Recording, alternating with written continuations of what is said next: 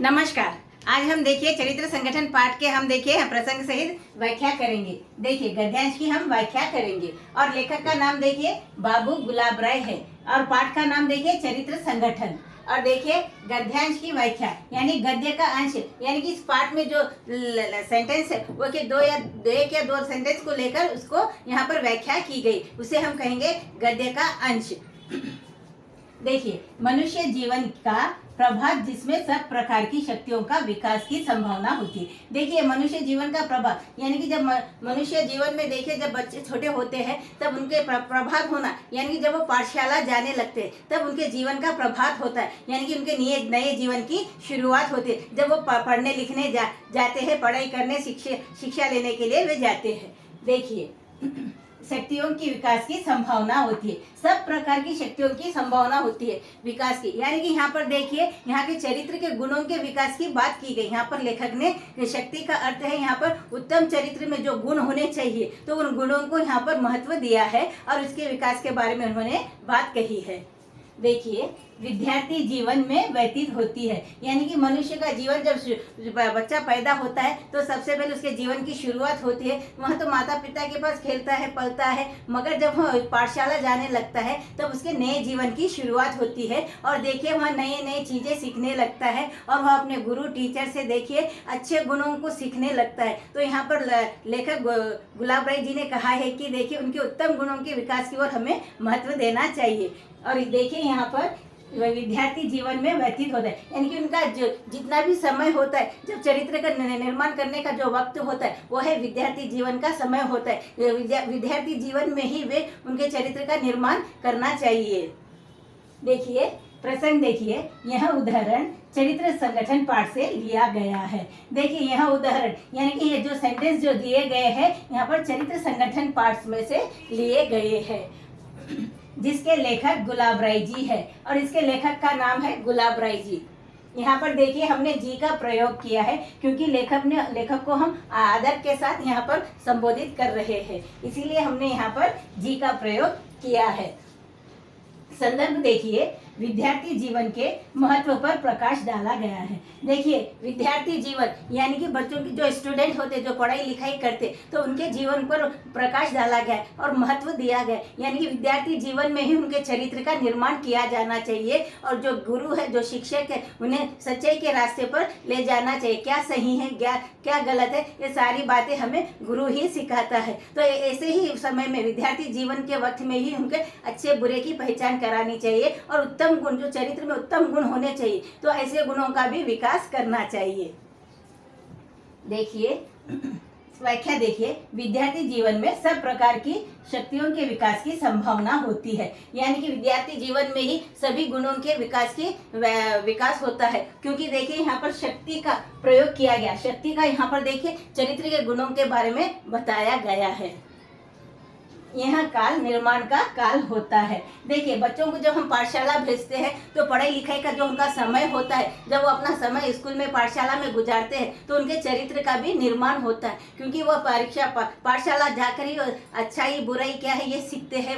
और देखिए यहाँ आदर, बड़ों का आदर करना, सम्मान करना, धैर्य और उदारता की भावना, ये सारे जो उत्तम गुण है चरित्र के, वो सारे गुण वो विद्यार्थी जीवन में ही सीखते हैं, अपने गुरु और शिक्षक से ही वे सीखते हैं। देखिए इस समय मनुष्य जैसा बन जाए वैसा जीवन पर्यंत रह जाता है, यानी कि देखिए पाठशाला में वहाँ जो भी सीखता है, जो उनके चरित्र देखिए जो शिक्षक है जो गुरु है वो अपने स्टूडेंट का, अपने विद्यार्थी का देखो मार्गदर्शक करता है। मार्गदर्शक का अर्थ है उन्हें सच्चाई के मार्ग पर लेकर जाना है, यानी कि उसे सही राह दिखाता है। तो यहाँ पे गुरु से शिक्षा लेना बहुत ज़्यादा जरूरी है। जो गुरु ही जो है कि हमारे चरित्र का निर्माण करता है और हमें हमारे चरित्र उत्तम गुणों का वो विकास भी करता है। देखिए मार्गदर्शन करे, उनमें सद्गुणों का विकास करे। देखिए यहाँ पर शिक्षकों का ही कर्तव्य भी बनता है कि अपने विद्यार्थियों को सही राह पर ले जाए, सही क्या है गलत क्या है ये समझाए और उनके उत्तम गुणों का विकास करे, यानी कि जो अच्छाइयाँ हैं वह वैसे गुणों का उनका देखिए मार्गदर्शन करे और उन गुणों का विकास करे।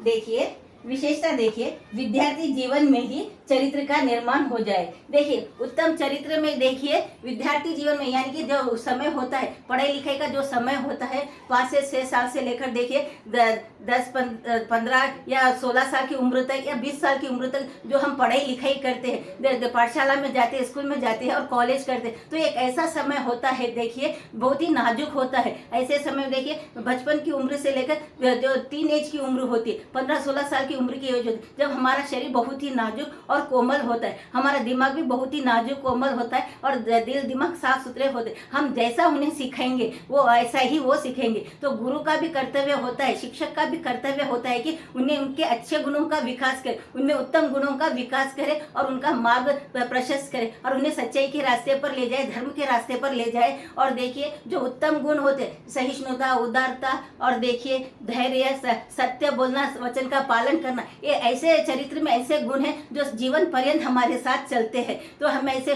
गुणों का भी विकास करना चाहिए और शिक्षकों का कर्तव्य है कि अपने बच्चों को अच्छे से अच्छे उन्हें शिक्षा दे।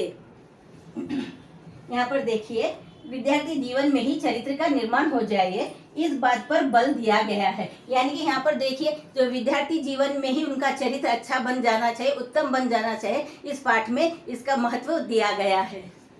बाल्यकाल में स्नायु कोमल रहते हैं, भाषा सरल। देखिए बाल्यकाल में स्नायु कोमल होते हैं, यानी कि जो हमारा शरीर है बहुत ही देखिए बाल्यकाल का अर्थ है छोटी उम्र के, बहुत ज़्यादा हम छोटी उम्र के जब होते हैं, जब हम पाठशाला में पढ़ाई लिखाई करते हैं तो हमारा शरीर बहुत ही ज़्यादा नाजुक होता है। स्नायु कहते हैं हमारा शरीर, हमारे शरीर के जो अंग है वो बहुत ही ज़्यादा नाजुक होते हैं और दिल दिमाग एकदम नाजुक होते हैं और हम जो भी सिखाते हैं उनके दिल और दिमाग पर प्रभाव डालता है, वो हमसे सीखते। तो शिक्षक का भी कर्तव्य बनता है कि अपने बच्चों को अच्छे से अच्छी शिक्षा दे, उन्हें सत्य के मार्ग पर ले चले और जीवन में सफल होने के लिए कितनी मेहनत करनी चाहिए वो सारी बातें वहाँ अपने विद्यार्थी को सिखाए।